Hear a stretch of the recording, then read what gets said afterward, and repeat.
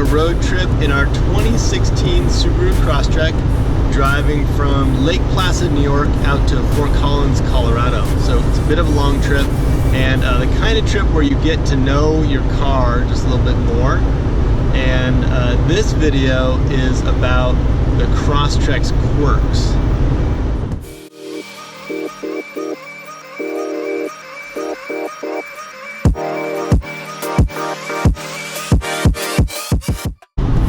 So I'm cruising along and I have the heat on. I've got the heat over here and I've got the blower set at 1. So, you know, just kind of blowing kind of in a mild kind of way.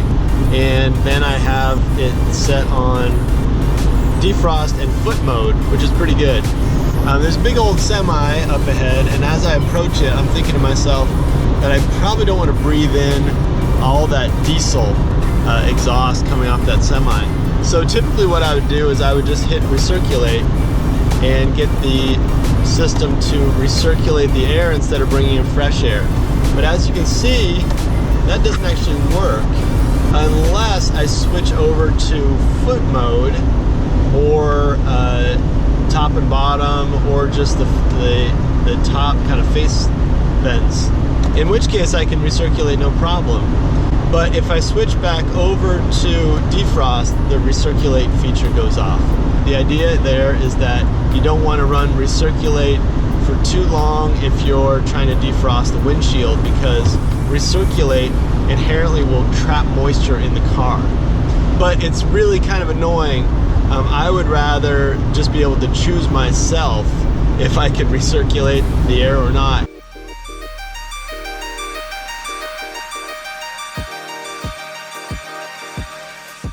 Now you will notice that there is a really prominent hazard button right here, and I wouldn't mention it except for the fact that it's very easy to hit accidentally. So if I'm going to program my clock, for instance, I can easily set off the emergency flashers. Also, if I'm reaching up on the dashboard to put up my GPS, I can easily set it off. And you know, I think it's the kind of thing you get used to, and it's not that big a deal, but I really don't know that you need this big of a hazard button on a car like this.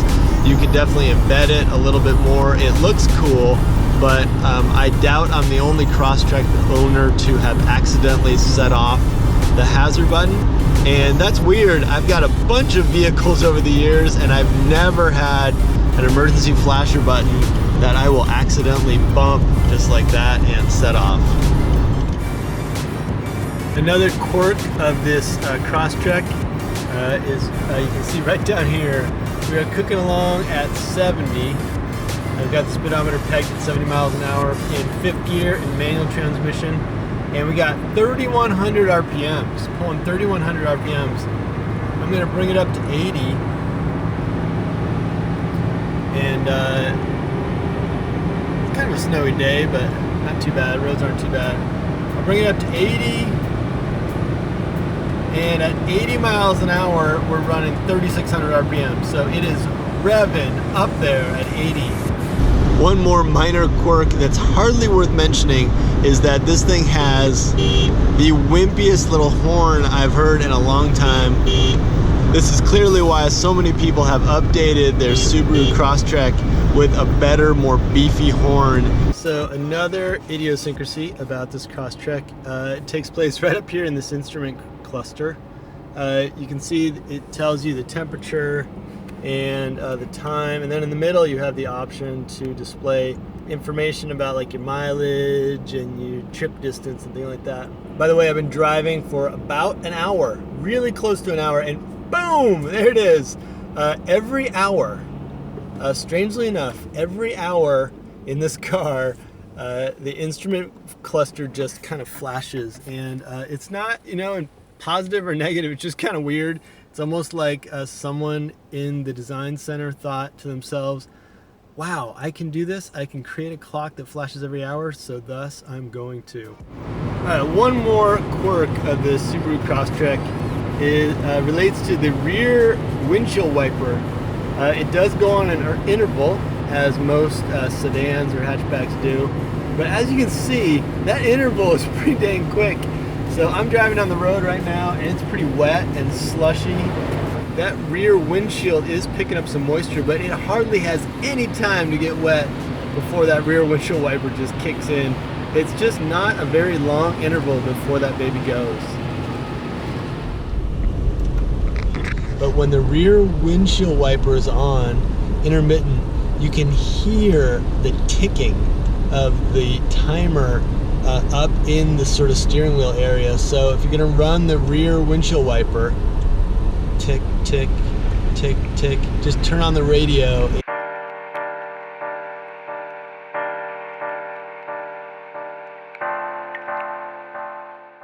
So typically, if you look in this side view mirror, you would see the lights of a car behind you, and you can see that right there.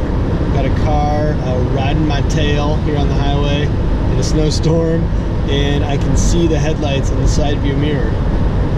But one of the stranger things is if you don't have a car behind you and you look in your side view mirror, you can see your own taillight. And it's just, you know, a totally minor thing, but a little bit strange to look in your rear view or your side view mirror and see your own taillight. It's because the taillights in this car just kind of bulge out. They're a little bit bug-eyed. And in the side view, you see your own taillight.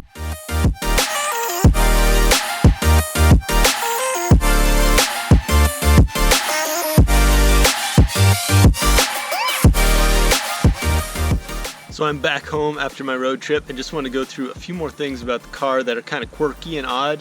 And one of them has to do with the headlights. The Crosstrek comes with these cool fog lights, but you can't run them without the main headlights on. And it's just kind of a bummer. It'd be nice to be able to just flip on these fogs, put a yellow lens in there, and get some yellow light coming out the front of the car. But instead, you've got to run these guys with the main lights. So they're always running together. If you flip your brights on, it even kills these. And there are just a few more things inside the car I thought were worth mentioning. I'm gonna just start it up. I don't have my seatbelt on, and this thing has a really loud alarm that goes off if you don't have the seatbelt. But anyway, on the dash you've got some kind of just strange display features. You have a mile per gallon gauge. This is just an example of this crazy mileage meter. When you fill it up, you can see I just filled up the tank. It just is not registering at all right down here. But it'll kick in here in a second once you burn some fuel. It's just kind of like a pressure issue. And once you burn some of the gas off the tank, this baby starts registering, but it's one of the weird, oh, there it goes. All right. If you're hitting the gas really hard, it'll be way back here on the minus, and if you're coasting or going downhill, it'll be in the plus. It's just kind of crude. It doesn't actually tell you your miles per gallon. Miles per gallon actually register up here as an estimate, but instead this guy just sort of tells you, like, you know, you're getting better mileage or you're getting weaker mileage. I would much rather have a temperature gauge, but the settings here on the display don't actually have a temperature gauge. Instead, you do get over here a little blue light if the engine's cold, and a red light if it's overheating, but you don't know when it's getting close to overheating. Anyone who's been in a car that's overheating, it's nice to know exactly how hot it's getting before you overheat and need to shut the engine off. So it would be nice to have a temperature gauge on here. On this spec of the car, you also don't have an electronic reading of your miles an hour. Instead, you have to rely on the dial, and the view of the dial is often obscured by the steering wheel. So if you're up in the 60, 70, 80 range and you're driving, it's hard to see the speed. It would be nice if that dial was in the middle, or if there was an electronic reading for the speedometer, but there isn't. All right, check this out. This is down on the side of the door, and I've got, you know, a bag of change here, and I have some hand lotion, and this is, you know, just kind of like a standard compartment. Put a cup here and some other stuff here, but it also kind of just goes back this way, and in this bizarre way that you can't really reach in there and get anything out. So it's just a weird design. I'm sure someone likes to stash something back in there, but I haven't found anything useful in that bizarre little back grotto. So this is the center console on the Crosstrek, and like most, it clicks up here and does not have the option to slide forward, but I don't mind that. It seems pretty good. It is a giant, capacious console with just a lot of space in here. Really, really big. And a little bit useless since it's so big. What I ended up doing is going on Amazon and buying this little tray here. And the tray is kind of cool. I can run my wires through the hole in the tray and then connect up to my iPod or my iPhone or whatever gizmo I'm using at the time. And the tray is good. It makes this compartment a little bit more usable, but it's an aftermarket thing. If you don't get the tray, you end up with this giant, capacious compartment that is just kind of hard to use and ends up being a mess. With the tray, the center console is pretty nice. And I'll put a link down below in the description if you want to buy one of these trays. I think it was like 10 or 12 bucks on Amazon, really no big deal. Now, people who've had Subarus are not going to think this is funny because you get used to it, but check out this little window. On my old Volkswagen Bug and on my Ford F-250 truck, I've got a little latch right here, and this will open up and be a really nice window for breeze. But in this car, it does not go up and down. Instead, it's just a little window. It increases your visibility, but you can't do anything with it. No big deal, but just a little bit quirky. I've actually seen some dudes online modify this guy by putting some carbon fiber adhesive on here to make it look a little bit cooler. It's not really something you notice, but it's just a strange design feature. Like, why wouldn't you figure out a way to make the window go the entire length of the door? If you ever need to break into your car, I would recommend busting out this window. It's probably the smallest and the cheapest to replace. So those are my thoughts on some of the just minor quirky idiosyncratic features of this 2016 Subaru Crosstrek. It is definitely a great car. I don't want to be too persnickety about it. These are just little features that you might want to think about if you're buying a Crosstrek or if you're a Crosstrek owner. I would definitely love to hear any fixes or workarounds down in the comments. If anyone has ideas about how to make some of these little quirks a little bit less quirky. I've also got a couple other Subaru videos on my channel and a playlist dedicated to modifications and just issues with the Crosstrek. I've got a video about driving the Crosstrek in the snow, one about the manual transmission, and others that I'm putting together. Thanks for watching. Subscribe to the channel if you're interested in more videos of this kind.